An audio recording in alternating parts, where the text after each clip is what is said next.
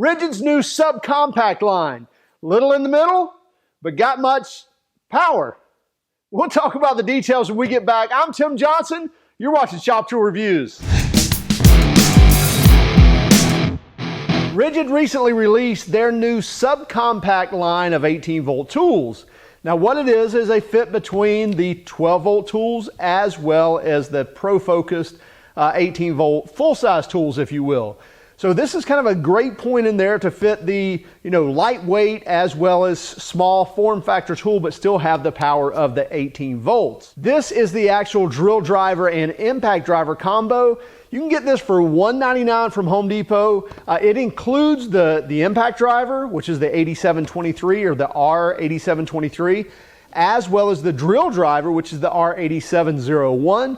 Also includes two 2-amp hour batteries, the charger, and a carrying case as well. And again, all that's for $199. Now, if you register the Ridgid tool within a couple of weeks of purchasing it, you're going to get that extended lifetime warranty on the tool as well as the battery. So it's kind of hard to pass that up. So if you do buy these, make sure you go on and fill out and register. You can do that all online now. You don't have to fill out a postcard if you don't want to. But nice kit for, again, for sub $200 to be able to get that drill driver and the impact driver. Now, a lot of it's kind of no frills, if you will. You get some features on the drill. The impact driver is pretty much a bare bones impact driver, and I don't think that's a bad idea, and I'll tell you why in just a moment. Now, when we break these tools down, basically you get a 2-speed drill driver with a max and speed 1 of 450 RPMs and speed 2 of 1750 RPMs.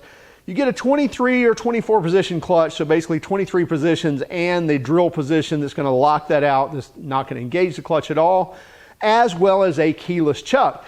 Now on this keyless chuck, one thing you may not know is it's a locking chuck, and what I mean by that is when you put a bit in this chuck here and you close it down, you hear it ratchet, but that's not where you stop. It's actually a locking chuck, so you go back until it clicks. Right there. Now that chuck is locked, it's not going to back off and release that bit, that drill bit, or that whatever bit you've got in there. So realize that a lot of people don't read the directions, and they also don't understand a locking keyless chuck. This is one of those where, again, you'll feel it ratchet, and then you back it up a click, and you actually hear it click and feel it click once you do that. And then to release it, you just release it like a typical keyless chuck. Now with the impact driver, there are no features on here per se. Basically, you have a forward and reverse switch, and you have a variable speed trigger, and then the spring assisted bit release here. So once you put a bit in, to release it just takes one hand, 2 fingers to release that, and the spring assist is going to eject that bit out. Now, I mentioned it kind of not being feature-esque. I like that in an impact driver.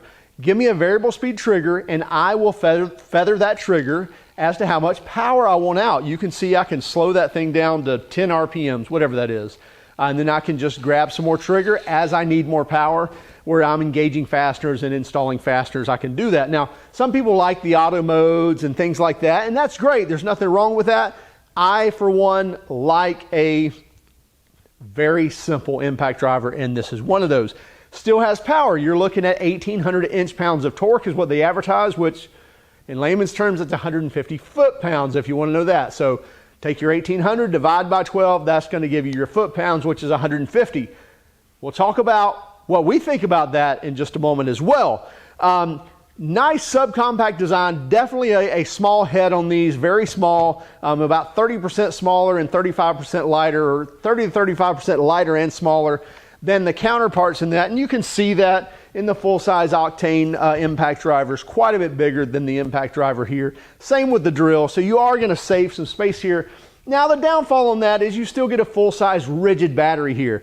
So it's got a pretty big base here. Now that's nice for standing up, but for getting in and around things, it could become a hassle. But I can't say per se of how much stuff you're going to knock around with that big base, but it is a bit bigger because of that 18-volt platform. Now at the same time, if Ridgid would have come out and came out with a whole new battery platform for this to make it more compact, that's just another battery platform you'd have to have for their system. So I understand where they're at with this. They release it on an existing battery platform and just make the tool smaller, and they've done a good job at doing that. You still get the rubber over molding, so it feels really nice in your hand, easy to hold, and easy to reach to that forward and reverse trigger. And on both these, you're going to get an LED light here at the base. Now, we did use these quite a bit in the shop, and we actually recorded a lot of that. So before we get into that, let me weigh these, kind of talk about the weights of these. So most of the time when you're looking at the weights on the website, they're doing it sans battery. So they're doing it without the battery. And how often do you carry the tool without the battery? Probably never. So let's take a look at these.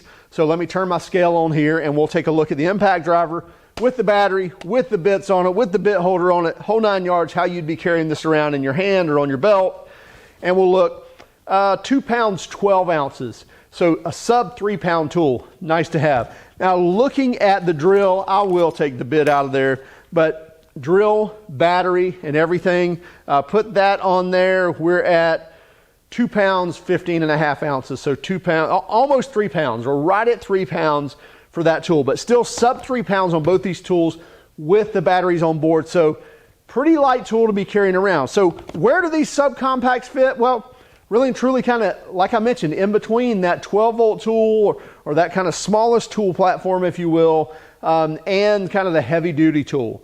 But the idea of this is for the pro, if you can get away with doing 80% of your work with a lighter tool, that's less fatigue on you, kind of more handier to have to find in tight, get in tight spaces, things like that. So we wanted to put these things to use. So we thought we'd take the drill and take a 1 1/8 inch self-feed spade bit. And why did we use 1 1/8 inch? Well, why not 1 1/8 inch? Actually, I couldn't find any brand new 1-inch bits in the shop, but I did have a brand new 1 1/8 inch bit, and I wanted to be fair. I wanted it to be a new sharp bit, see how it would do. So that's why I went 1 1/8. That's more than an inch. Why not? So anyway, so we chucked it up in the drill, drilled some holes in this 4x6. It had no problem whatsoever in speed 1, muscling its way through there. I like using a self-feed bit on that because it pulls that bit in and it keeps it engaged the entire time.